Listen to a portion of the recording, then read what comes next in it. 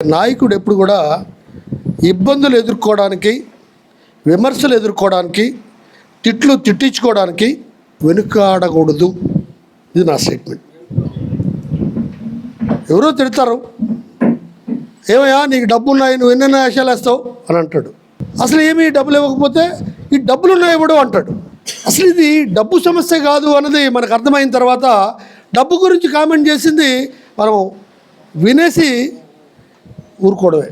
మన వాళ్ళు ఎవరైనా ఇబ్బంది పడితే అది విని, సార్ బ్రహ్మారెడ్డి గారు మీకు చాలా డబ్బులు ఉన్నాయట, అందువల్ల మీరు ఇష్టం వచ్చినట్టు ఖర్చు పెడుతున్నారట అని ఆయన చెవిలో వేస్తే ఆయన ఆ వ్యక్తి రెస్పాండ్ అయ్యే పరిస్థితి జనరల్గా ఇట్లాంటి అన్ని జిల్లాల్లో కూడా జరుగుతూ ఉంటాయి. మనకున్న మానవ సంబంధాలు జిల్లా స్థాయిలో కానీ, రాష్ట్ర స్థాయిలో కానీ, జాతీయ స్థాయిలో కానీ పూర్తిగా ఉపయోగించుకోవడంలో అట్టర్గా ఫెయిల్ అయ్యామన్నది జన విజ్ఞాన వేదిక నాయకుడిగా నా అభిప్రాయం. ఇది నేను ఎవరిని విమర్శించడానికి చెప్తున్న మాటలు కాదు. నాకున్న పరిచయాలు కూడా నేను ఉపయోగించుకోలేకపోయాను. ఈరోజు మొత్తం కంప్లీట్గా ఐఏఎస్ ఆఫీసర్స్ అందరికీ 50% మెంబర్స్కి, ఐఏఎస్ ఆఫీసర్లకి డాక్టర్ వి బ్రహ్మారెడ్డి గారు అంటే తెలుసు. బ్రహ్మారెడ్డి గారిని మనం అక్కడికి తీసుకెళ్ళి మనం ఎక్స్పోజ్ కావడంలో మనం ఫెయిల్ అయ్యాం. అది అధ్యక్షుడా లేకపోతే బ్రహ్మారెడ్డి గారికి ఉన్న చరిష్మాని ఉపయోగించుకోవడంలో మనం ఫెయిల్ అయ్యామన్నది నేను అనుకుంటుంటాను. ఇక్కడ ఒక ఇష్యూ పట్ల నాయకుడు ఇమీడియట్గా రెస్పాండ్ కావాలి. ఒక సమస్య వచ్చింది నాకు ఇంజనీర్ ఒక ఆయన మొత్తం కంప్లీట్గా వాళ్ళ అమ్మాయి అల్లుడికి ఒక పెద్ద రిఫ్ట్ వచ్చింది. అక్కడెక్కడో ఉదయగిరి నెల్లూరు జిల్లాలో ఆయన నా దగ్గరికి వచ్చాడు. కృష్ణాజీ గారు మన జన విజ్ఞాన వేదిక వాళ్ళు ఉన్నారా నెల్లూరు జిల్లాలో అని అడిగినాడు. సేనయ్యకి ఫోన్ చేశాను. మొత్తం కంప్లీట్గా ఆ రిఫ్ట్ అంతా ఆయనే దగ్గరుండి, అక్కడ సర్పంచ్ అయితే అంతకుముందు బెదిరించిన వ్యక్తి కూడా సేనయ్యకి తెలియడం మూలంగా మొత్తం కంప్లీట్గా ఆ ప్రాబ్లమ్ని సాల్వ్ చేశాడు. ఇప్పుడు అద్భుతంగా ఉన్నాడు ఆయన ఈరోజు కాకినాడ జిల్లా కమిటీలో మెయిన్ మెంబర్గా నేను పనిచేస్తాను సార్ అని వస్తున్నాడు. ఆయన నా కొలీగ్. అంటే నాయకుడు అవతలవాడి సమస్యని వీడు జన విజ్ఞాన వేదికవాడు కాదు కదా అని వదిలేస్తే ఎవడు మిగిలిన మనకి. మరొకటి, ఈరోజు నేను అనుకుంటున్నాను, డబ్బులుండి ప్రభుత్వోద్యోగంలో ఉండి సామాన్య జనం గురించి ఆలోచించడం గొప్పతనం కాదు.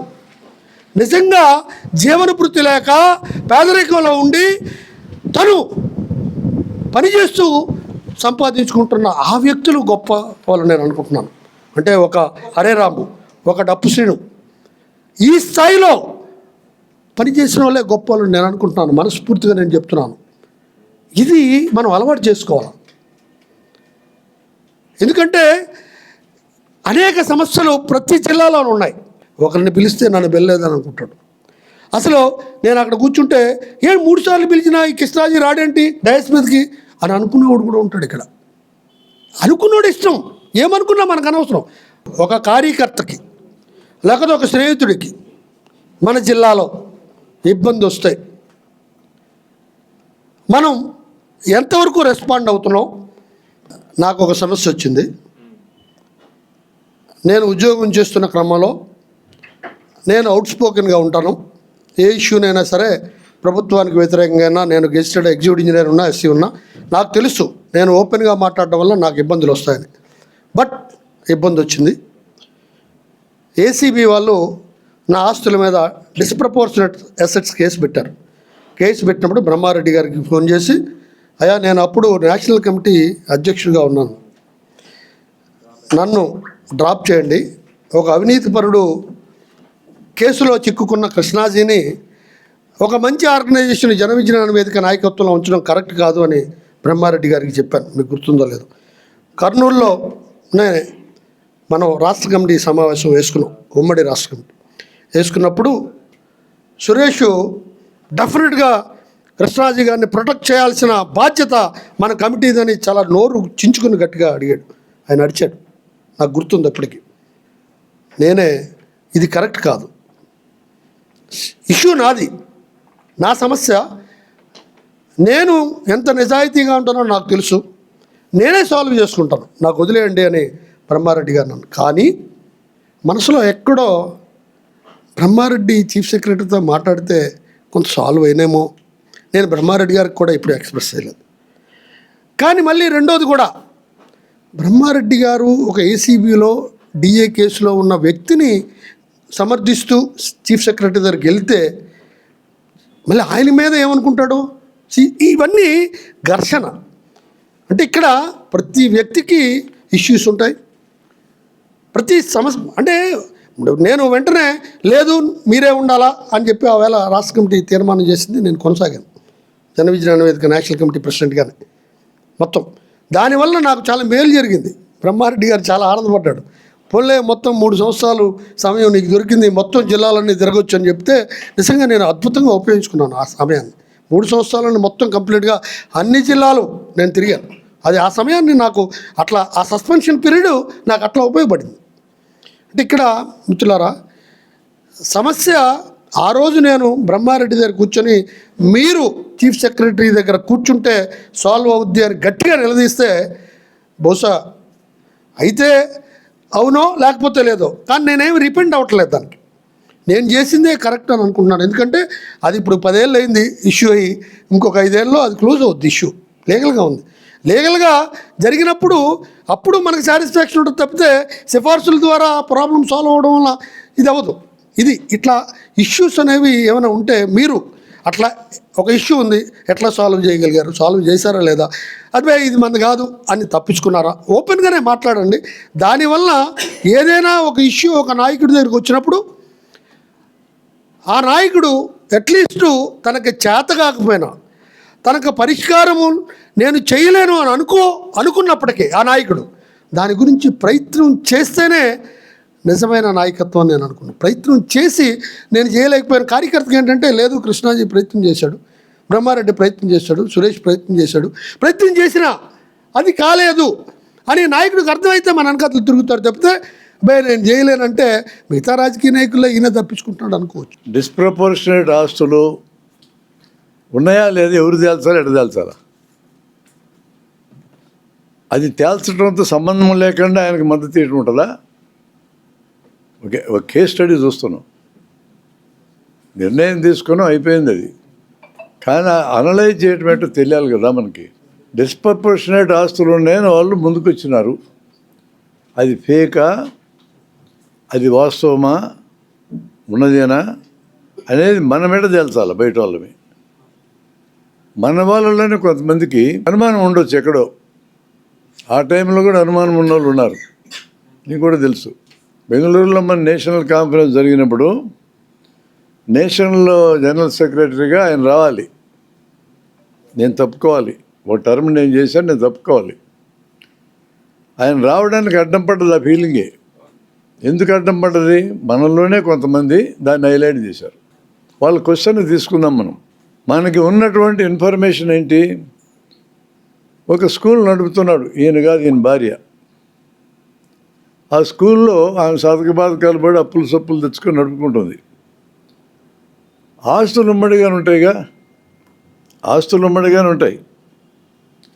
అవన్నీ ఈయన ఉద్యోగంలో సంపాదించారు అని పెట్టారు వాళ్ళు కేసు. అవి సంపాదించింది స్కూల్లో సంపాదించుకుందామే. ఈయన ఇచ్చిన డిఫెన్స్ కూడా అది.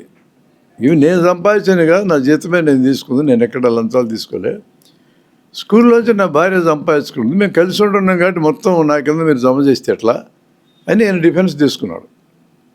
ఈ విషయము మనం ఖచ్చితంగా ఎక్స్ప్లెయిన్ చేయాలి మన కార్యకర్తలకి. అనుమానాన్ని డిస్పెల్ చేయాలి, లేకపోతే అనుమానం అట్లే ఉంటుంది.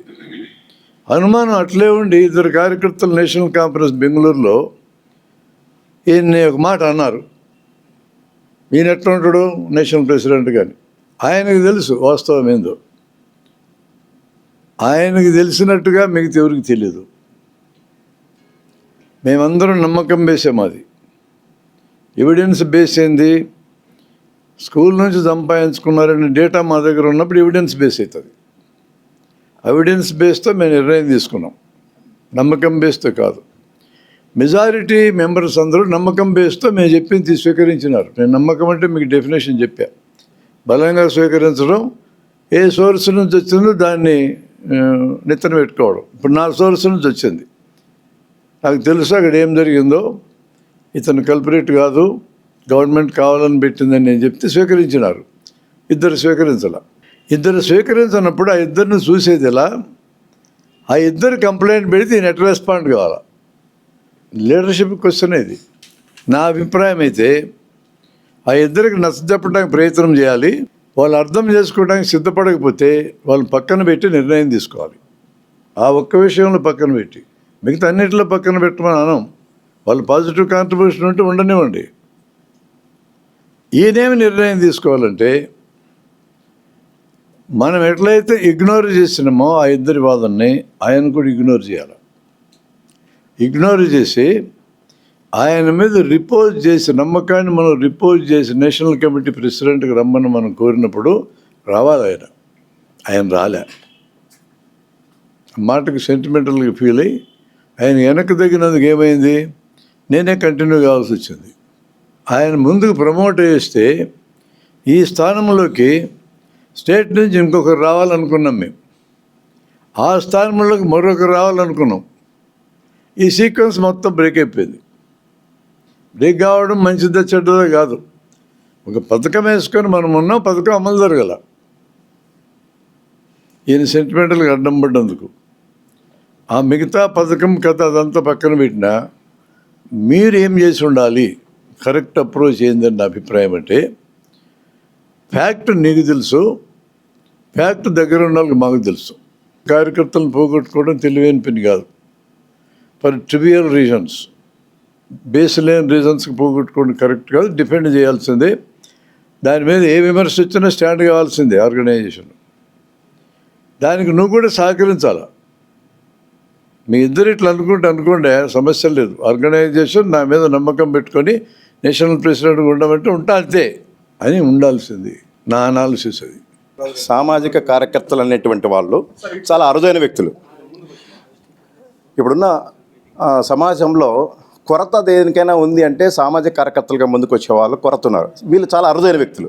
అరుదైన వ్యక్తులను కాపాడుకోవాల్సిన అవసరం ఆర్గనైజేషన్ ఖచ్చితంగా ఉంటుంది. ఎలా ఆర్గనైజేషన్ స్పందించాలి అనేటప్పుడు వచ్చేటప్పటికి స్పందన అనేది ఒక జాలి చూపిస్తే అనే అంశం కాదు, ఒక ఎంపతి. అంటే లీడర్షిప్లో పర్సనల్ లీడర్షిప్ వాల్యూస్ ఏం చెప్తాయంటే ఎంపతి అండ్ కంపాషన్. సో ఈ రెండు కలగలిపినప్పుడు ఒక ఎంపతి అంటే ఒక ప్రాబ్లమ్ను మనం చూస్తున్నాం, వాళ్ళ పాయింట్ ఆఫ్ వ్యూలో చూస్తున్నాం. వాళ్ళు ఎంత బాధపడుతున్నారు, ఎంత పెయిన్ అనుభవిస్తున్నారు, ఏ విధంగా వాళ్ళు ఆ ప్రాబ్లమ్ను ఫేస్ చేస్తున్నారు, వాళ్ళు తనకు తానుగా దాన్ని నుంచి అధిగమించే పొజిషన్లో లేనప్పుడు మన ఇంటర్వెన్షన్ అవసరమవుతుంది. అప్పుడు కంపాషన్ అంటే యాక్ట్ కావడం, ఊరికే చూస్తూ ఉండడం కాదు. ఏ విధంగా మనం యాక్ట్ అయితే బాగుంటుంది, సైంటిఫిక్గా అన్ని రకాలుగా మనం ఆలోచించిన తర్వాత ఆ వ్యక్తికి మనం సపోర్ట్ ఇచ్చినట్టయితే ఎనీ ఆర్గనైజేషన్లో ఆ వ్యక్తిని మనం సపోర్ట్ ఇచ్చినప్పుడు మిగిలిన వాళ్ళందరూ కూడా కార్యకర్తలందరూ అబ్జర్వ్ చేస్తూ ఉంటారు. ఓహో, నా ఈ ఆర్గనైజేషన్లో నేను పని చేస్తున్నందుకు నా సమస్యను పట్టించుకుంటారు, నాకు ఏదైనా ఫ్యూచర్లో నాకు ఏదైనా వచ్చినప్పుడు నాకు ఒక భరోసా ఉంటుంది అనేటువంటి నమ్మకం కలిగినప్పుడు ఆర్గనైజేషన్ కోసం 100% కమిట్మెంట్తో పనిచేయడానికి అవకాశం ఉంటుంది. కాబట్టి మనము సపోర్ట్ ఇవ్వడం అనేది తప్పనిసరిగా ఉండాలి. అన్ని రకాలుగా మనం సపోర్ట్ ఇవ్వాల్సిన అవసరం ఉంటుంది. మన దానికి పరిమితులు ఏమన్నా ఉంటే మనం చూసుకోవచ్చు, మనం ఎంత సహాయం చేయగలిగామనేది. కానీ సహాయం అయితే మనం అందించాలి. ఎందుకోసం అందించాలంటే అతని వ్యక్తిగతంగా అతను సపోర్ట్ ఇవ్వడం కోసం, అతను అధిగమించడం కోసం, అలాగే organisation as a whole develop కావడానికి. సినిమా ఒక సైంటిస్ట్ పాకిస్తాన్ వీళ్ళకి మనకు సంబంధించిన రక్షణ వ్యవహారాల్లో సీక్రెట్స్ అన్నీ కూడా అక్కడికి అందజేసినందుకు అతన్ని కోర్ట్ మార్షల్ ఏమంటారు వాళ్ళని, మిలిటరీలో ఉన్న వాళ్ళకి పనిష్మెంట్ ఇస్తుంది. After some time, after 20 years ఏమో మొత్తం సర్వీస్ అయిపోయి అంత అయిన తర్వాత అది రుజువు కాలేదు. ఆయన క్రిస్టల్ క్లియర్గా బయటకు వచ్చాడు, ఏ విధమైనటువంటి ఇది లేనటువంటి. ఇక్కడ కూడా డిస్ప్రపోర్షన్స్ అసెట్స్ కేసులో కూడా ఆయన ఏదో రోజు బయటపడతాడు. అది జరగలేదని మనకు తెలుసు, ఆయనకు తెలుసు. జరిగిన తర్వాత ఏదో రోజు బయటపడిన తర్వాత అప్పుడు వచ్చి నేను నేషనల్ ప్రెసిడెంట్గా ఉండి నేను ఆ కాంట్రిబ్యూషన్ చేస్తానని చెప్పడానికి వీల్లేదు, ఇప్పుడే చేయాలి. సో అది తీసుకుంటే సార్ని మనం ఆ లెవెల్లో మనం చూడాలి. ఎందుకంటే మనకు తెలుసు ఆయన గురించి, ఆయన మీద ఇప్పుడు తనకు సొంతంగా తనకు అంచనా ఉంటుంది, నేను ఎలాంటి వాడని ఆయనకు ఉంటుంది, ఆయన పట్ల మనకు కూడా ఉంటుంది. ఆయన అంతకుముందు మనం ఆర్గనైజేషన్లో ఏ విధంగా బిహేవ్ చేస్తున్నాడు, ఏ విధంగా ఆయన ఇంటిగ్రిటీ అనేది చూపిస్తున్నాడు, హానెస్టీ అనేది చూపిస్తున్నాడు, అన్నీ మనం బేరీజ్ వేసుకుంటే ఆయన ఇలాంటిది చేసి ఉండకపోవచ్చు అనే నమ్మకమే మనకి ఎక్కువ డామినేట్ చేస్తుంది. అటువంటిప్పుడు మనం కూడా ఆయనకి టోటల్ సపోర్ట్ ఇవ్వడం అనేది కరెక్ట్. ఏ విధంగా అన్ని రకాలుగా మోరల్గా అంటే ఇప్పుడు ఈ ఇష్యూలో వచ్చేది మోరల్ సపోర్ట్, ఎమోషనల్ సపోర్ట్. ఎందుకంటే ఏం కాదయ్యా నీకు, మేమంతా ఉన్నాం కదా అని ఒక ఎమోషనల్ సపోర్ట్ ఇవ్వగలిగితే సార్ నుంచి మనం ఇంకొంచెం ఎక్స్ట్రా మనము అంటే ఆర్గనైజేషన్ కంటే ఆర్గనైజేషన్ ఇన్ ద సెన్స్ సమాజానికి ఉపయోగపడుతుంది. మన కోసం కనుక మన జన విజ్ఞాన వేదిక దేదీప్యమానంగా వెలిగిపోతే మనకు వచ్చే ఇదేం లేదు. సమాజానికి ఏ విధంగా ప్రభావితం చేసి సమాజాన్ని ఎంత మేరకు మనం మార్చుతున్నాము, ఎంత మేరకు దాన్ని కాంట్రిబ్యూట్ చేయగలిగానే దానికి అలాంటి వాళ్ళ కాంట్రిబ్యూషన్ ఎక్కువగా ఉంటుంది. ఎందుకంటే ఆయన బాగా మాట్లాడగలుగుతాడు, కమ్యూనికేషన్, తర్వాత లీడర్షిప్, అంతో ఎంతో ఫైనాన్షియల్ సపోర్ట్ కూడా ఉంది కాబట్టి మేజర్గా మనకున్న బ్యాటిల్ నెక్ ఫైనాన్షియల్ సపోర్ట్ అది కూడా ఉంది కాబట్టి అలాంటి వాళ్ళని ఏమాత్రం సంశయం లేకుండా సపోర్ట్ ఇవ్వడం అనేది కరెక్ట్. ఏదో ఒక రోజు ఆ డిస్ప్రపోర్షనేట్ అసెట్స్ నుంచి ఆయన క్లియర్గా బయటకు వస్తాడు, సత్యం జయిస్తుంది. ఇక్కడ కామెంట్ ఏంటంటే సైంటిస్ట్ నంబియారు 20 ఏళ్ళ తర్వాత క్రిస్టల్ క్లియర్గా తప్పేం చేయలేదని బయటకు వచ్చాడు అనేది మనకు బయటకు కనపడుతుండేది. యాక్చువల్గా ఏముందో మనకు ఎప్పటికీ తెలియదు, మనకు తెలియాల్సిన అవసరం లేదు, తెలుసుకోలేము కూడా. అట్లాంటివి తెలుసుకోలేమనే చాలా ఉంటాయి సమాజంలో. మనల్ని గైడ్ చేయాల్సింది అక్కడ ఏమి నిర్ణయం అవుతుంది ఫైనల్గా అనేది కాదని నా అభిప్రాయం. రేపొద్దు నేను కేసులోనే ఈయన మీద వెంజన్స్ కంటిన్యూ చేసి ప్రభుత్వం వాళ్ళు ఈయనకి ఏదో రకంగా శిక్ష కూడా వేయచ్చు అనుకుందాం, పాసిబిలిటీ. రిటైర్ అయినా కూడా వదిలిపెట్టకుండా చాకరీ చేయించుకొని, అడ్డగోలు చాకరీ చేయించుకొని రిటైర్ అయినా కూడా చాకరీ చేయించుకుంటున్నారు ఆయనతో. నాకు వాళ్ళ మీద కంప్లైంట్ కంటే ఈయన మీద నాకు కంప్లైంట్ ఎక్కువ. ఆ ఎదవాళ్ళకి ఇంకా నువ్వు చాకరీ ఎందుకు చేస్తావని. ఫైనల్గా ఏది నిర్ణయం జరుగుతుందనేది మనం మాట్లాడుకునే ధర్మాధర్మాల ప్రేమలో న్యాయం బేస్తూనే జరగదనేమి లేదు ఈ దేశంలో. అది ఏ నిర్ణయం వస్తుందని దాన్ని ఆధారపడి మన నిర్ణయం ఉండకూడదు. మన నిర్ణయం మనకు అందుబాటులో ఉన్న సత్యాలు ఏమున్నాయి దాంట్లో. డిస్ప్రపోర్షనేట్ ఆస్తులను కేసు పెట్టారు ఒక సత్యం, ఈయనకు ఆస్తులు ఎక్కువ ఉన్నది ఒక సత్యం, అవి వచ్చిన సోర్సు స్కూల్ నుంచి అనేది మూడో సత్యం. అవి మనల్ని గైడ్ చేయాలి, అంతేగాని వాళ్ళేమి నిర్ణయించబోతారని మనల్ని గైడ్ చేయకూడదు మనల్ని అనేది నా అభిప్రాయం. అది వాళ్ళ మీద ఆధారపడి మీరు గైడ్ చేయాలని అనుకుంటే sometimes we may going to pitfall. అంటే వాళ్ళు కానీ తప్పుడోడు కృష్ణరాజు అని అంటే తప్పుడోడు అని అనుకొని, మంచోడు అని అంటే మంచోడు అనుకుని అట్లా నిర్ణయం మనం తీసుకోగా వాళ్ళు నిర్ణయం చేయకముందే మనం నిర్ణయం తీసుకున్నాం ఆల్రెడీ. మనం తీసుకున్న నిర్ణయం మన దగ్గర ఉన్నటువంటి సత్యాల ఆధారంగా తీసుకున్నాం.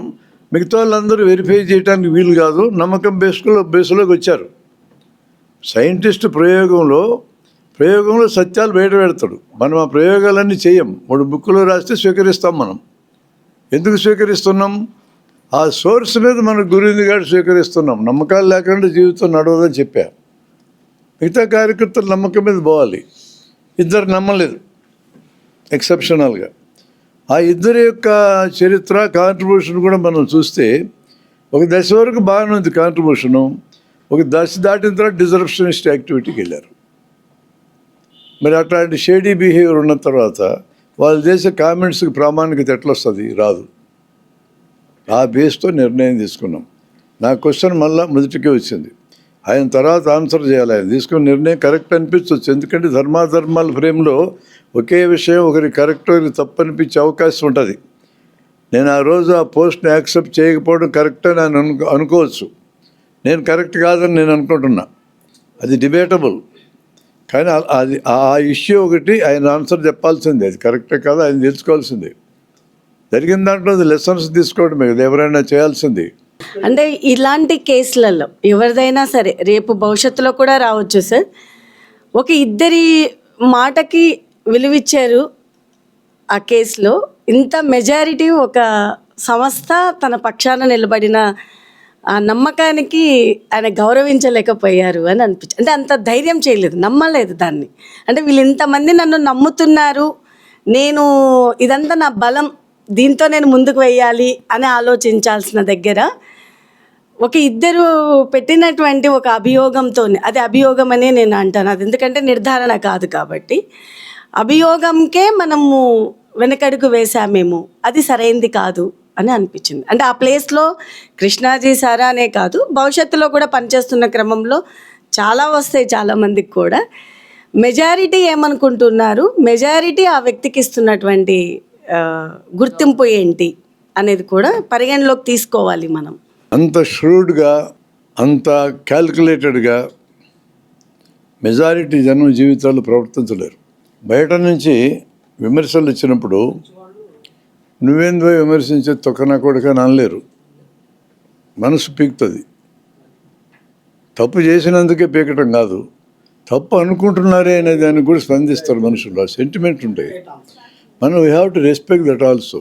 నేను ఎందుకు ఇది చెప్తున్నానంటే there is reason for that. ఇట్లాంటిది కొరలరి ఒకటి ఉంటుంది జీవితంలో. మన మహిళలు అనేక మందిని బీజేపీ వాళ్ళు వాట్సాప్ గ్రూపులను ట్రోల్ చేస్తున్నారు. మీ అందరికీ తెలుసుగా, తులసి చెందిట అమ్మాయిలందరినీ ట్రోల్ చేస్తున్నారు. You have to ignore the trolls. అది ఆన్సర్. అది నేను చెప్పే ఆన్సర్ కాదు. వాళ్ళందరూ బుక్ రాసుకున్నారు 20 మంది కలిసి. ఆ బుక్లో ప్రతి ఒక్కరు ఎక్స్పీరియన్స్ రాసుకున్నాను, చదివి అది చివరి పేరా చదవండి. అందరి ఎక్స్పీరియన్స్లు మొదటంతా ఏం రాసుకున్నారు? ట్రోల్ చేస్తే మాకు బాధ కలిగింది, మేము భర్తలు సహకరించాలా, నీకెందుకు ఈ పని అంతా తిట్టినారు, మా పిల్లలు తిట్టినారు అంతా రాసుకొని చివరికి లెక్క చేయకుండా ఉండటం నేర్చుకున్నా అన్నారు అందరూ. అది కరెక్ట్ ఆన్సర్. ఫైనల్గా అదే నీకు ఉపయోగపడేది. ఎక్కడికి దారి తీస్తుంది? లీడర్షిప్కి ఉండాల్సిన క్వాలిటీ దగ్గరికి దారి తీస్తుంది. మాటల మనిషిని హింసించలేవు అనుమతిస్తే తప్ప. ఆ క్వాలిటీ దగ్గరికి లీడ్ చేస్తుంది. ట్రోల్ చేస్తే అది నువ్వు రిసీవ్ చేసుకుంటే బాధ తప్ప, ఇగ్నోర్ చేస్తే బాధ లేదు, ఏం లేదు. పైగా ఆ ట్రోల్కి అర్హురాలు ఏం కాదు. వాళ్ళు చేస్తుంది మంచి పని, ఇప్పుడు కావాలని చేస్తున్నాడు. We are not doing any wrong to get attracted by trolls అనుకున్నప్పుడు నువ్వు ఇగ్నోర్ చేయటం ఆన్సర్. ఇది ఇంకెక్కడెక్కడ ఉపయోగపడుతుంది? అక్కడ ఆయన సెంటిమెంట్ ఫీల్ అయినాడు అనే భాగమే అక్కడ అంతవరకు తీసుకోవాలా. దానికి అలాంటి ప్యారలల్స్ చాలా ఉన్నాయి, నేను చూపిస్తున్నాను. ట్రోల్ చేయటం అనే దానికి ఎవరు అతీతులు చెప్పండి? పబ్లిక్లోకి వచ్చిన ఎవరినేం చేస్తారు? వాళ్ళ పని అది. 10 lakh మెంబర్స్ని ఉద్యోగంలో పెట్టుకున్నారు వాళ్ళు ట్రోల్ చేయడం కోసం. 10 lakh వాట్సాప్ గ్రూపుల్లో ట్రోల్ చేయడానికి. డబ్బులు ఎక్కడే అంతమందిని పెట్టుకోవడానికంటే డబ్బులు ఉన్నాయి వాళ్ళ దగ్గర. ఎంప్లాయ్ చేసినారు. ట్రోల్కి ఎవరు అతీతులు? నాది ఒక యూట్యూబ్ ఛానల్ ఉంది. నేను కామెంట్స్ చదవండి. నేను చదివితే నన్ను ట్రోల్ చేస్తున్నారు. ఒక్కసారి చదివినా తిడుతున్నారు, అర్థమైంది. ఈ నా కొడుకులు నేను లెక్క చేసేది ఏందని ఎత్తి అవతలేసాను. చదివేదే లేదు. ఇక పెడతా పోస్టింగ్, చూస్తే చూడు మంచి మానం. నేను ఎందుకు రెస్పాండ్ కావాలి? నా టైం ఎందుకు ఖర్చు పెట్టాలా? ఇంకొక సూత్రం వాడు ఉన్నది ఏంటంటే జనరల్ సూత్రం. మోస్ట్ జనరల్ కాదు, సార్వత్రికం కాదు. అరిసె కుక్క కరవదు, కరిసె కుక్క అరవదు. జనరల్ సూత్రం. అరిసేది ఎందుకంటే కరవదలుచుకున్నది కాదు, అది అరవడం ద్వారా బెదిరించాలనుకుంది.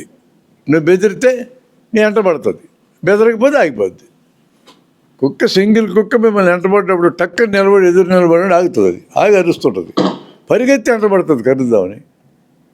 కరవాలనుకునే కుక్క వార్నింగ్ ఇయ్యదు, టక్క నుంచి పిక్క పట్టుకుంటుంది. జనరల్ సూత్రం అది. ఈ సూత్రం ట్రోల్ గాలు గుర్తిస్తుంది. వాళ్ళు ట్రోల్ చేసి అరుస్తున్నారంటే వాళ్ళ ఉద్దేశం ఏంటంటే నువ్వు డీలా పడాలా, నువ్వు బాధపడాలా, నువ్వు ఏడవాలా, ఏడ్చి నీ పని మానేయాలా. వాళ్ళ కోరిక అది. ఇప్పుడు నిన్ను విమర్శించిన ఇద్దరి యొక్క కోరిక ఏంది? ఇప్పుడు నువ్వు వెనక్కి తిరిగి చూడు, నువ్వు ఆ పోస్టుకు రాకూడదు. అది వాళ్ళ కోరిక. నేను నిన్న ఆ రోజు నువ్వు ఆ విధంగా ప్రవర్తించడానికి ఇప్పుడు నేనే తప్పట్టడం కాదు. లీడర్షిప్ ఇష్యూస్ ఎప్పుడు నేర్చుకోవాలన్నా కాంక్రీట్ ఇష్యూస్లోంచి నేర్చుకోవాలా. జనరల్ పాఠం చెప్తే రాదు అది. ఇది ఇతరులకు జరిగిన అనుభవంలోంచి నేర్చుకోవాల్సిందే. జనరల్గా చెప్తే ఎందుకు రాదో నేను ఒక ఎగ్జాంపుల్ చెప్పి గుర్తు చేస్తున్నా. లీడర్ అనేటోడు పాయిజ్గా, నిదానంగా, ఓపికగా ఉండాలా, తొందరపడకూడదు. మంచి లక్షణమా కాదా? కదా. లీడర్ అనేటోడు వేగంగా నిర్ణయాలు తీసుకోవాలా, మంచి లక్షణమే కదా? మరి ఆ మాట అనాలిగా మీరు. సందర్భాన్ని బట్టి మారిపోద్ది. 2 సూత్రాలు చెప్పి రాసుకోవాలంటే రాసుకుంటారు. ఏది ఎక్కడ ఉపయోగించుకోవాలి తెలియలేదనుకో ఏం ప్రయోజనం నేర్చుకుని నువ్వు. అందువలన ఈ భూమి మీద ఉన్న ప్రతి మంచి లక్షణము లీడర్కి ఉండాల్సిందే. 100 దొరుకుతాయి. 100 లక్షణాలు వచ్చినాకనే లీడర్షిప్ ఇద్దామంటే నీకు ఒక్కడు దొరకడు ఈ భూమి మీద. ఒక 5-10 లక్షణాలు ఉన్నాక లీడర్షిప్ అస్యూమ్ చేసుకుంటాడు. ముందు పోయే క్రమంలో కొన్ని నేర్చుకుంటాడు, కొన్ని వదిలించుకుంటాడు. ఇంకా కొంతమంది లీడర్లు కొన్ని తప్పుడు విషయాలు కూడా నేర్చుకుంటారు. వాళ్ళు ఇంకో డైరెక్షన్లో పోతారు. సహజంగా జరిగే పద్ధతి అది. అన్నీ వచ్చినాకనే నువ్వు లీడర్ కావాలంటే నీకు దొరకాలి లీడర్లు. గుంటూరులో లీడర్షిప్ ట్రైట్స్ అయిందని ఒక 1 day వర్క్షాప్ పెట్టున్నాం. మొత్తం 20 పాయింట్లు చెప్పాడు ఒక ఆయన, అన్నీ ఉండదగినాయి. థియరీ చెప్తే కుదరదు సార్, ప్రాక్టికల్గా ఇష్యూస్ తీసుకొని చర్చించాలని ఒక 30 ఇష్యూస్ నేను పట్టుకెళ్ళిన. ఇష్యూస్ మాట్లాడాలా. ఇప్పుడు అట్లాంటి ఒక ఇష్యూని అనలైజ్ చేస్తున్నాం. ఆయనతో పాటు నేను గత 20 ఏళ్ళుగా కలిసి పనిచేస్తున్న సందర్భంలో, ఆయన దగ్గర నేను చేసిన సందర్భంలో నేను అబ్జర్వ్ చేసింది ఏంటంటే, ఏటికి ఎదిరీసే తత్వం ఆయనది. అసలు స్కూల్ పెట్టడానికి కారణమే ఒక రాజకీయ నాయకుడు ఈ నరగదొక్కడానికి ప్రయత్నించినప్పుడు ఆ ఉద్యోగం పోతుందేమో అని భయంతోనే స్కూల్ పెట్టుకొని స్కూల్లో ఆదాయంతో ఆయన పైకి లేచాడు. ఈ పైకి లేచిన సందర్భంలోనే ఆర్డబ్ల్యూఎస్ పంచాయతీరాజు రెండుగా విడిపోయినప్పుడు పెద్ద ఉద్యమం చేసినారు అక్కడ జిల్లా పరిస్థితులు ఉద్యమం చేసినప్పుడు ఈయన గట్టిగా మాట్లాడినాడు. ఈయన గట్టిగా మాట్లాడినందుకు పాడేరు ఈయన్ని మాడుగులా పాడేరు అక్కడ వేస్తే అక్కడ కూడా ఊరుకోకుండా ఈయన అక్కడ కూడా చైతన్య సంఘాలు పెట్టి, ఆ గరివిడిలో ఉంటప్పుడు కూడా గరివిడిలో సంఘాలు పెట్టి వాళ్ళందరినీ మోటివేట్ చేసి ఈయనకు ఒక నాయకత్వ లక్షణాలని క్రియేట్ చేసుకుని చాలామందిని ఈయన వెనక్కి తిప్పుకోవడానికి ప్రయత్నం చేశాడు. ఆ తర్వాత ఆయన ఆర్గనైజేషన్ వరకు మనం బ్రహ్మారెడ్డి ఇచ్చిన లేదంటే ఆర్గనైజేషన్ ఇచ్చిన ఆఫర్ని ఎందుకు వదులుకుంటే, ఆర్గనైజేషన్కి గొప్పగా ఒక బ్రాండ్ ఉంది, నాకు వచ్చిన మచ్చ తప్పు ఒప్పో తేలేదు తర్వాత, కానీ ఇప్పుడు నా మీద మచ్చ ఉంది కాబట్టి నేను ఆ ఆర్గనైజేషన్కి ఆ బాధ్యతలు నేను నిర్వహించలేనని వెనక్కు తగ్గాడు.